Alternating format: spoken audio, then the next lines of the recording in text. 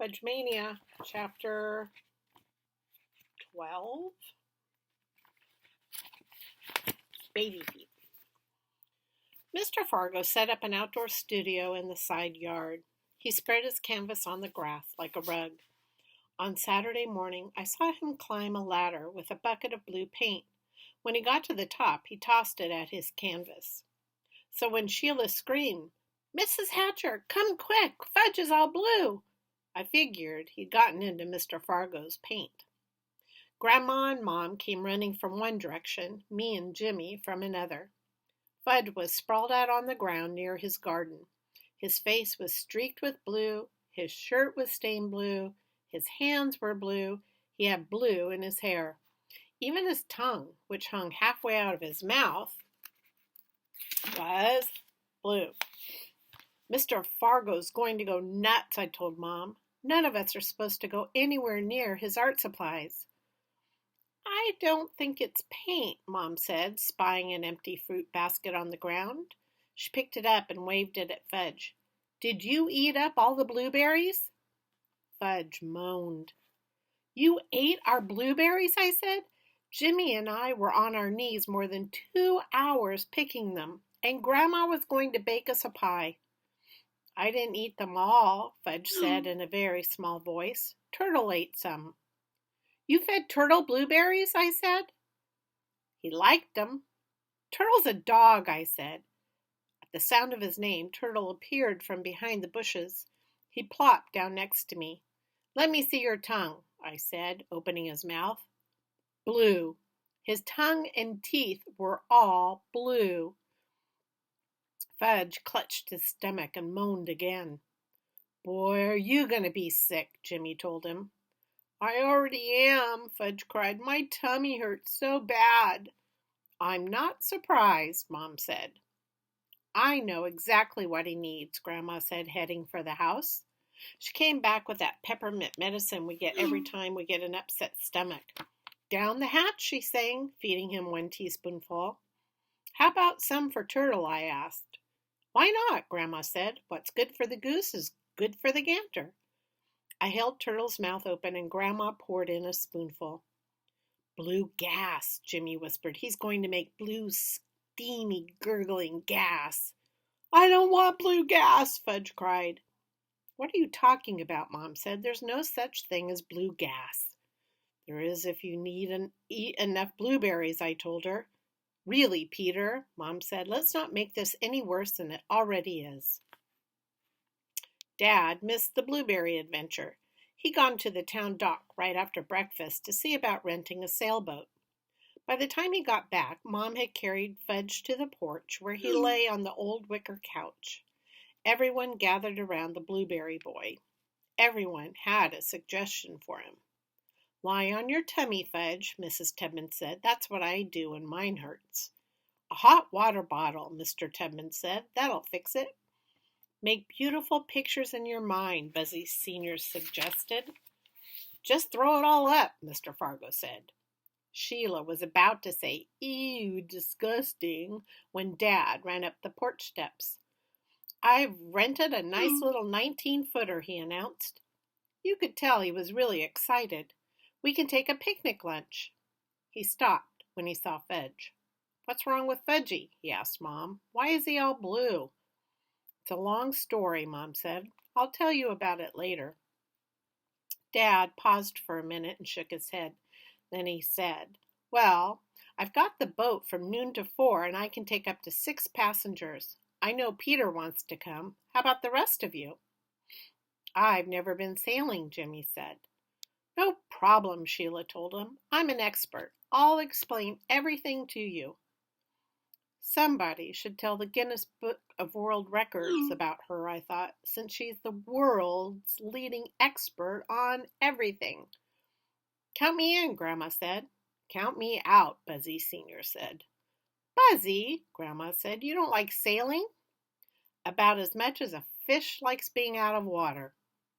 Mr. Fargo said, "Thanks, but no thanks." Mrs. Tubman said she really wasn't into water sports, but she'd go if Mr. Tubman would. Mr. Tubman said he had no sailing experience, but he'd always wanted to give it a try.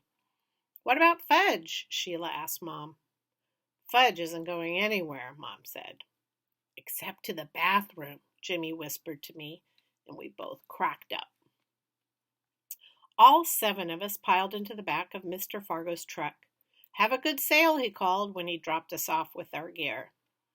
The boat Dad rented was tied to the dock. It looked kind of small, especially next to the really big boats that were moored in the harbor. As soon as we were on board, Dad handed out life jackets. There was one for each of us, and Dad's rule was we had to wear it the whole time. Then he started to explain the man overboard rule. Excuse me, Mr. Hatcher," Sheila said, "but couldn't we call it the person overboard rule? I mean, man overboard?" "Okay," Dad said, "the person overboard rule." He appointed Mrs. Tubman and me official spotters. If anyone fell into the water, our job was to point. No matter how the boat turned, no matter how it rocked, the spotter had to keep pointing so the person overboard wouldn't get lost. "Maybe I should just wait here," Jimmy said. "Nah, once we get going, you're going to like it," I told him. "I don't know," Jimmy said. "I'm not the world's greatest swimmer." "Nobody's going swimming," I said. "This water's so cold you'd have hypothermia in a couple of minutes." "Hypo who?" Jimmy said. "Hypothermia," I said. "That's when your body temperature falls really low. Most people who die when they fall in the water die from that, not from drowning."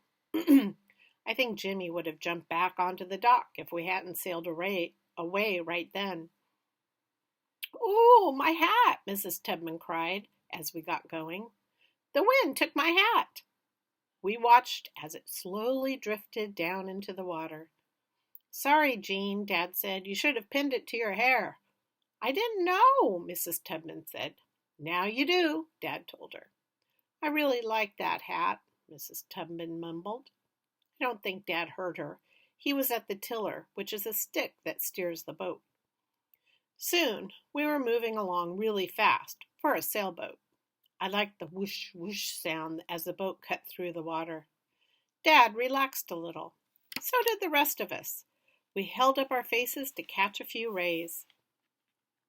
"Don't forget to use plenty of suntan lotion," Grandma said.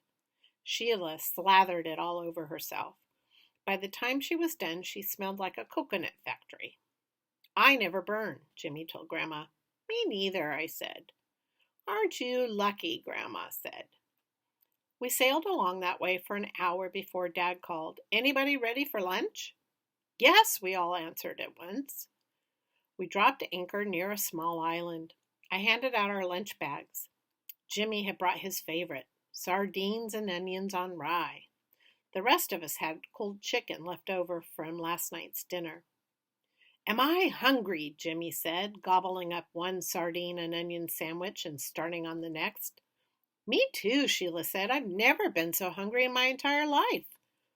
"It's the salt air," Grandma said. "It does wonders for your appetite." The 3 of us polished off a bag of chips, a box of cookies, and all the juice. Then we hit the fruit. "Don't stuff yourselves," Grandma told us. "It's better to eat lightly when you're sailing." "But we're anchored now," Jimmy said, helping himself to a second peach. Grandma raised her eyebrows. After lunch, we relaxed for a while. Daddy took a snooze. Grandma and Mrs. Tubman had a heavy discussion about the problems of the city. Mr. Tubman read a mystery, and the 3 of us played hearts with a deck of cards Sheila brought in her pack. "I'm always prepared," she told us. After a couple of hands, she said, "Speaking of prepared, is there a bathroom on this boat?" "Look around," I told her. "Do you see a bathroom?" Since we were in an open boat, it didn't take much to figure out the answer to that question. "Well, what's a person supposed to do?" she asked. "A person is supposed to go before." "I did. Then a person is supposed to wait until we're back." She checked her watch. "That's almost 2 more hours." "If it's an emergency, Dad has a bucket," I told her. "A bucket," Sheila said. "That's disgusting," Jimmy and I sang out at the same time. Just when I think it's possible that the two of you are human beings, you prove me that I'm wrong." Sheila's outburst woke Dad. He checked his watch. "We better get started. We'll be heading into the wind on the way back, so it's going to take a little longer." Once we were underway, it felt a lot colder than before. We pulled on sweatshirts. Sheila shivered and moved closer to me.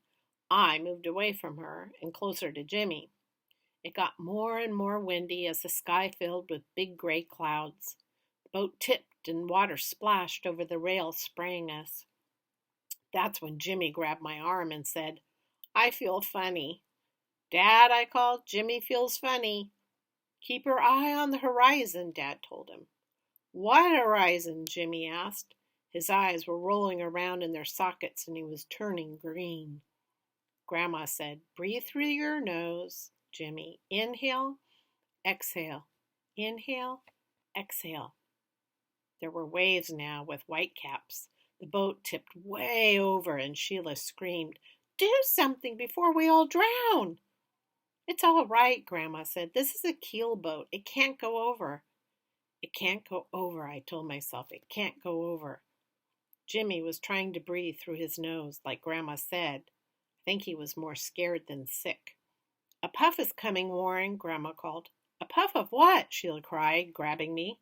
"A puff of wind," Grandma said. "Look at the water. You see how it's rippling in front of us?" Then she shouted to Dad, "Warren, head up in the puff." All of a sudden, the boat, which was already tipped halfway over, tipped so far that the sails touched the water. The tubmen screamed and clung to each other. Sheila dug her fingernails into my hand. Jimmy groaned and hung on to me. He breathed his sardines and onions right into my face. "Let Muriel take this tiller," Mrs. Tubman yelled. "You want Muriel to be captain?" Dad said. "Fine." "Really, Warren," Grandma said, "you're overreacting." But she switched places with him and took the tiller, shouting out orders. "Ease the sheets, Warren. We're going to sail off the wind. It may take a while longer, but we'll all be more comfortable." The boat straightened up and sailed more smoothly. Jimmy released his grip on me. So did Sheila. Her nails left marks on my hand. The Tubmans breathed more easily and Dad sulked. Grandma sailed the boat like a pro. She explained everything as she did it to make us feel more secure. "Now, as we pull up, Warren will jump onto the dock," she said, "and while he ties us up, I'll drop the sail." She looked over at Dad. "Wait for me to give you the signal, Warren." But Dad didn't wait. He jumped too soon and landed in the water. "Person overboard!" Sheila shouted. Mrs. Tubman and I remembered our responsibilities. We pointed at Dad. We pointed as some guy from the dock reached into the water and pulled him out. We pointed as someone else wrapped him in a blanket. We pointed until Dad looked at us and called, "Okay, that's enough. You can stop pointing now." He was shivering so hard his teeth clicked. Mr. Fargo picked us up in his truck. As soon as we pulled into our driveway, Sheila jumped out and ran for the house. "I have to go so bad." "Did you all have a nice sail, Mom?" asked the rest of us. Then she noticed Dad. "Warren, how come you went swimming in your clothes?" Dad didn't answer. "I'll be in the tub," he managed to say, heading for the house. Mom looked at Grandma. "What happened?" she asked. "Oh, the usual," Grandma said, "but all's well that ends well." Fudge jumped off the porch steps. "All's well that ends well," he sang. "I see he's recovered," I said to Mom. "More or less." Then Tootsie toddled over and held her arms out to me. "Up, Pea, up." I picked her up. She was barefooted, and the bottom of her feet were covered with blue. "Did you get more blueberries?" I asked Mom. "No. Why?" "Look at Tootsie's feet." "Uh-oh," Mom said. We ran to the side yard where Mr. Fargo had left his work. Mom sucked in her breath when she saw the path of little footprints across his painting. "What are we going to do?" I asked. "What can we do?" Mom said. Mr. Fargo and Jimmy came around the house then. Jimmy was telling him about his sailing adventure. I was never scared, he said. I knew it was a keel boat. I knew it couldn't go over. He stopped when he saw us and gave me a weak smile. Peter wasn't scared either, he added. But Mr. Fargo wasn't listening anymore. He'd seen the footprints across his painting. His face turned purple. I held Tootsie tight and waited for the explosion.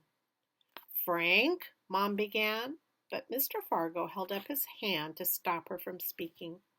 He got down on all fours and crawled around the canvas. He stood up and walked away from it. Then he came closer. Then he walked away. Then he came closer again. He squinted. He scratched his beard.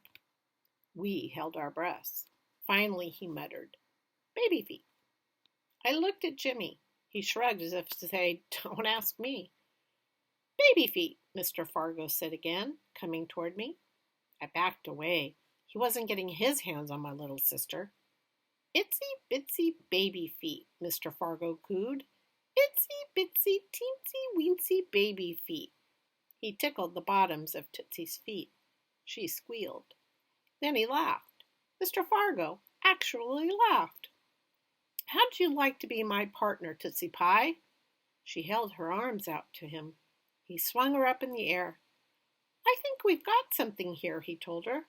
"I think those little baby feet of yours are going to be a big hit." None of us knew what he was talking about, but we were all relieved. That night, after supper, Jimmy and I used up a whole jar of Noxzema. We had sunburned faces, necks, and ears. Our ears hurt more than anything. "Why didn't you use suntan lotion?" Mom asked. "I never burned," Jimmy said. Famous last words, Grandma said. Then Dad, who'd had supper in his room, came down in his robe. He clinked a spoon against a glass and said, "I'd like your attention for a minute, please." Everyone looked at him. "I behaved very badly this afternoon," he said, "and I want to apologize to everyone on the boat, but especially to Muriel, who saved the day." "Apology accepted," Grandma said. I was proud of Dad for admitting that he'd acted like a sore loser. So when he looked over at me, I gave him the high sign, and he smiled. Then Mr. Fargo clinked a spoon against his glass. He stood up and said, "I want to thank Tootsie for walking across my canvas and giving me the idea for a series of paintings called Baby Feet." "Hear, hear," Buzzy Sr. said, raising his coffee cup. "Let's have a toast to Baby Feet and to Muriel, who always saves the day." He gave Grandma a big kiss. Grandma blushed. "Buzzy," she said, "not in front of the children." Somehow, I don't think Grandma was talking about us when she said children. I think she meant Mom and Dad and Mr. and Mrs. Tubman, because they were the only ones who looked surprised by that kiss. Chapter 13, next week. See you guys. Have a good weekend.